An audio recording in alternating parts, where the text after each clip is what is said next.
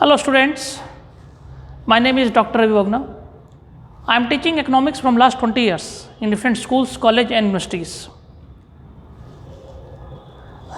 I have taught class 9, 10th, 11, 12, CBSE, SSC, and I have also taught BBA, MBA, BCom, MCom and MA economics students in Dehradun. Today I will teach you the very simple topic, the relationship between foreign exchange rate and the relationship between supply. The relationship between foreign exchange rate and supply. Today I will tell you what is the relationship between. I am telling you the chapter foreign exchange rate. I have already explained what is foreign exchange rate, what is fixed exchange rate and what is flexible exchange rate. Now from this chapter I will tell you the relationship between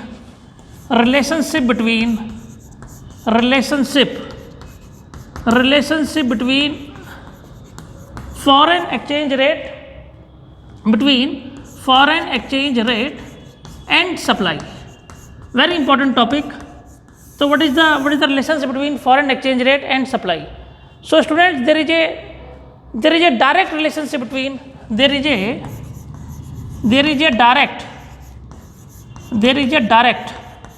relationship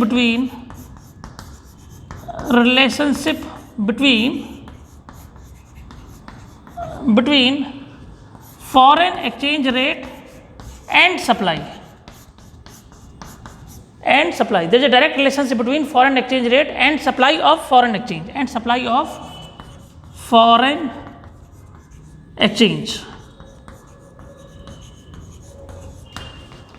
ठीक है ना. Foreign exchange rate और supply के बीच में कैसा relation है? Direct relationship है.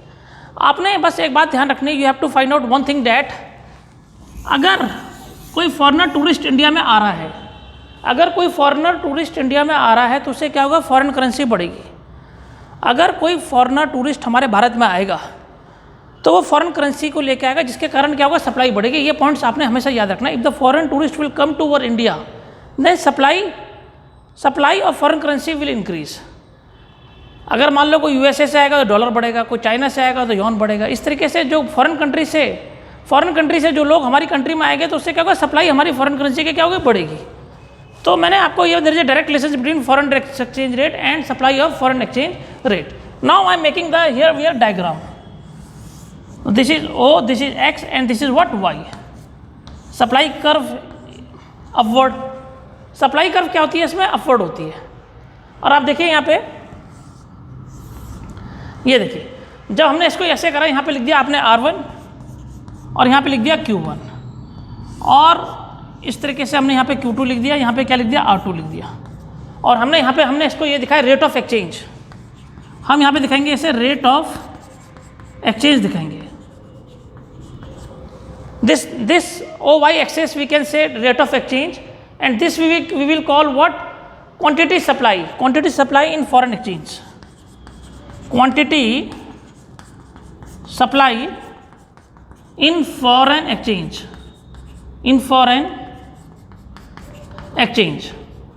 सीधी सी बात है, सप्लाई कर्व अपवर्ड है. देखिए रेट ऑफ एक्सचेंज ये रहा और ये क्या बना? Quantity supply in foreign exchange. तो मैंने इन दोनों के बीच में आपको बता दिया फॉरेन एक्सचेंज रेट और सप्लाई ऑफ फॉरेन करेंसी के बीच में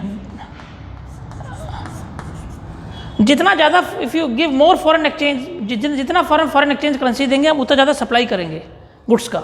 और जितना कम हमें फॉरेन एक्सचेंज रेट जितना कम होगा, FER जितना कम होगा, फॉरेन एक्सचेंज रेट उतनी सप्लाई क्या होगी? कम होगी. सप्लाई ऑफ फॉरेन करेंसी क्या होगी? कम होगी. तो आपने देखा डायरेक्ट रिलेशनशिप है. जितना कोई फॉरेन करेंसी देगा हमारी कंट्री को उतनी ज़्यादा हम supply of goods and service करेंगे. जितना कम फॉरेन करेंसी देगा उतनी कम हम क्या देंगे? सप्लाई देंगे. तो ये मैंने आपको समझा दिया कि फॉरेन एक्सचेंज रेट और सप्लाई के बीच में क्या डायरेक्ट रिलेशनशिप है ना. तो आप इसको और तरीके से, इसे बढ़िया तरीके से लिख सकते हैं. और you can write that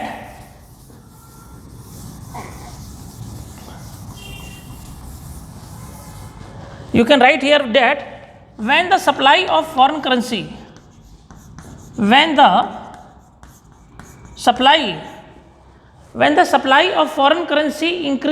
rises from supply of foreign currency when the supply of foreign currency rise from rises from OQ1 to OQ2, from OQ1 to OQ2 means when the supply of foreign currency rises from OQ1 to OQ2, then we can say that हम ये कह सकते हैं then exchange rate rises from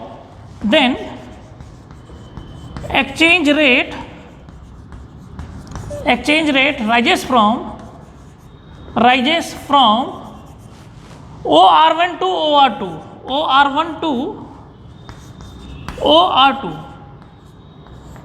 OR2। तो सीधी सी बात है, जो जितना ज़्यादा फॉरेन करेंसी लेके आएगा उसको उतना ज़्यादा हम फॉरेन सप्लाई करेंगे गुड्स एंड सर्विस का। ये मैंने पहले ही समझा दिया, फॉरेन करेंसी और सप्लाई के बीच में डायरेक्ट रिलेशनशिप है। More foreign exchange rate, more supply of goods and services. और मैंने एक बहुत अच्छा ये बताया कि ये भारत है, India, let's suppose that this is India, और कोई फॉरेनर्स यहाँ पे आ रहा है, कोई यूएसए का बंदा आ रहा है, कोई कनाडा का बंदा आ रहा है, कोई कहीं का जापान का बंदा। If anyone will come in India, then supply will increase. This basic फंडा you must know, this basic trick you must know, that if foreigners will come in India, then supply of foreign currency will increase in our country. Okay, so मैंने बताया when the supply of foreign currency rises from, अगर supply बढ़ेगी rises from OQ1 to OQ2, then rate of exchange will increase from OR1 to OR2. When exchange rate rises, इससे होगा क्या students? when अगर ये exchange rate rise करेगा तो इससे होगा क्या? देखिए, वेरी इंपॉर्टेंट टॉपिक। तो इससे होगा क्या? when exchange rate rises, then when exchange rate rises, जब exchange rate rise करेगा, when exchange rate rises, then $1, then $1, तब $1 से आप क्या कर सकते हैं? then $1 buying more goods in India, then $1 buying more goods in India, आप क्या कर सकते हैं? भारत में उसे और ज़्यादा गुड्स ले सकते हैं।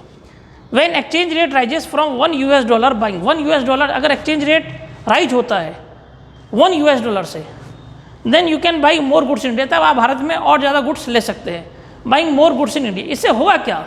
अवर export will increase, our export will increase, हमारा एक्सपोर्ट क्या हो जाएगा? बढ़ जाएगा।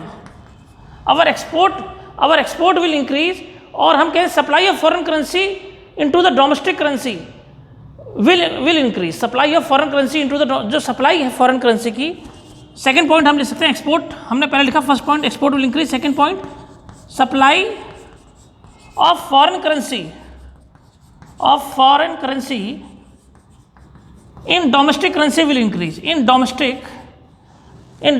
हम ये कह सकते हैं in domestic country will increase, supply of foreign currency in domestic country